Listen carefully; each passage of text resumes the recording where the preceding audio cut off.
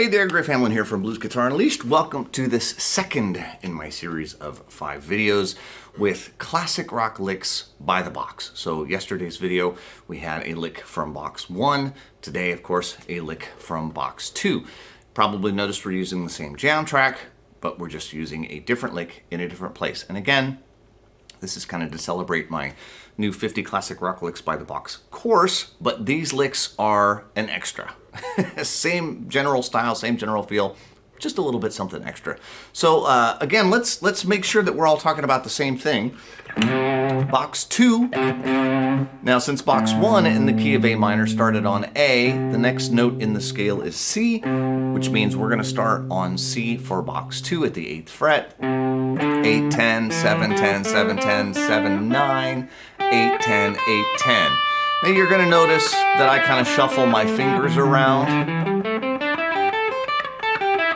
And I really want to suggest that you don't get married to any particular fingering, particularly for the upper notes, because you're going to move your fingers around based on what you need to play. So try not to worry too much about it. To add the blue note, we have it on the bottom string. 8, 10, 11 is the E flat. 7, 10, 7, 10, 7, 8, 9. So that right there is the blue note. And then on the top string, again at the 11th. If we had it on the bottom, we have it on the top. And again, the blues variant, functionally equivalent. If I say minor pentatonic, if I say minor blues, I'm talking about basically the same thing. If you can use one, you can use the other. The fact that I'm not using the blue note in this lick doesn't mean anything other than I just didn't need it for this lick. Okay, so let us jump in to the lick itself. Now, that beginning part, you'll notice that I have what I like to do, the way I think this sounds best is to do the bend almost right away and then kind of slowly release it to the end of the beat. So it's 1, 2, 3, 4. Now, in the previous lick, I counted 16th notes. You'll notice that there are 16th notes here. However, they all appear in pairs. So if I don't want to count 16th notes, if I prefer to just count 8th notes, I can do that. And for example, on beat 3, when I have 3, I'm just going to play both of those notes for count 3. Totally up to you. If you want to count 3 E and 4 E and you can. If you want to count 1 E and 2 E and 3 E and 4 E and you can absolutely do that. If you want to count 1 and 2 and 3 and 4 and. Theoretically, it's going to work out exactly the same way. So either way is fine. So we're going to bend that D up, return it C, D, C, D, or A. End it on the A.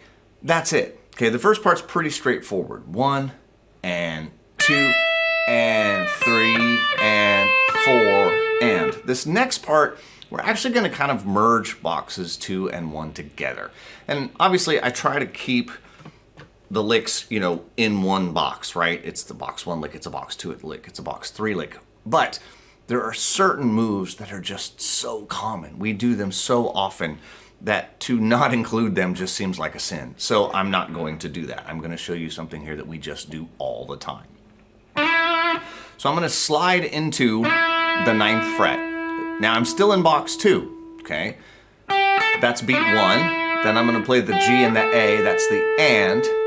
Now I'm going to slide back to box 7, to box 1 on the 7th fret. Again, I'm doing a quick slide into it.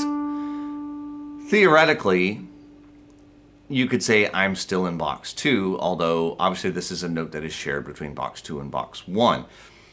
The way I'm looking at it right now is that I am in box 1 because my next note is going to be in box 1. It's that 5th fret, the C at the 5th fret of the 3rd string. And then I'm going to slide back to the 9th fret.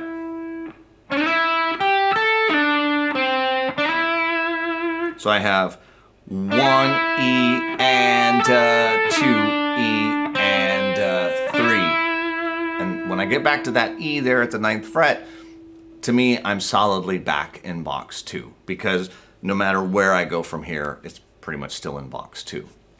So that's how I am approaching this. If I count the whole thing slowly, 1 and 2 and 3 and 4 and 1 and 2 and 3 and 4.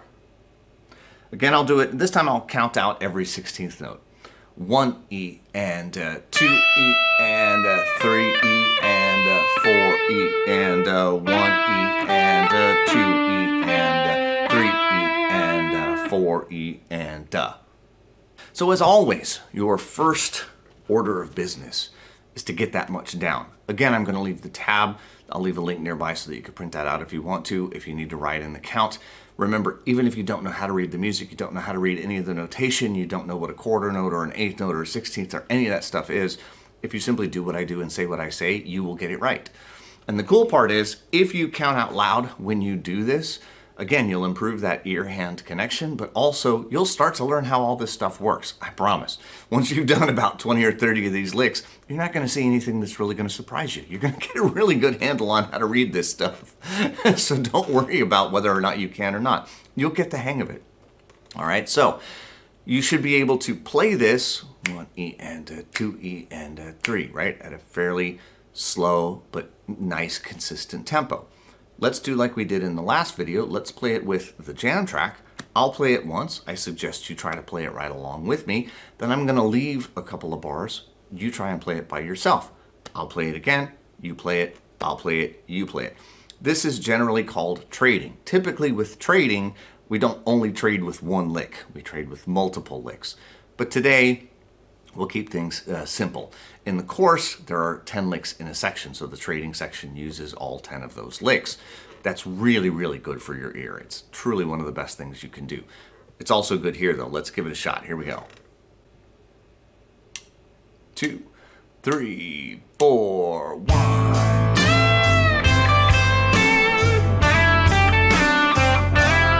Your turn. 1.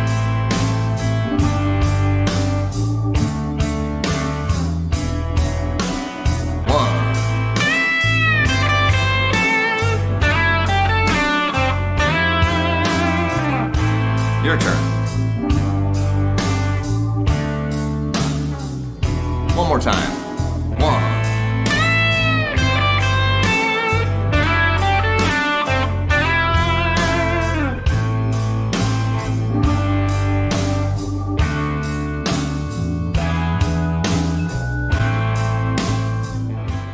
And when you can do that, when you can play it along with me, particularly when you can fill in the space and do it correctly, you know you've got it, all right? And as long as you continue to practice this, as long as you continue to use this lick, again, I'm going to leave the tab, I'm going to leave the jam track, yesterday's lick, today's lick, make sure you keep playing them day after day, all the way through this series. I don't want you to forget any of them. For one thing, at the end, I'm going to put them all into a solo. If you've got them all down, you'll have no trouble playing that solo, which is really cool in and of itself. So, as always, I will leave a link to the tab, I will leave the jam track, I will leave a link to my new 50 Classic Rock Licks by the Box course. I hope you will check that out. It is on special this week for its release. And I'm Griff Hamlin from Blues Guitar Unleashed. I'll see you soon. Take care. Bye-bye.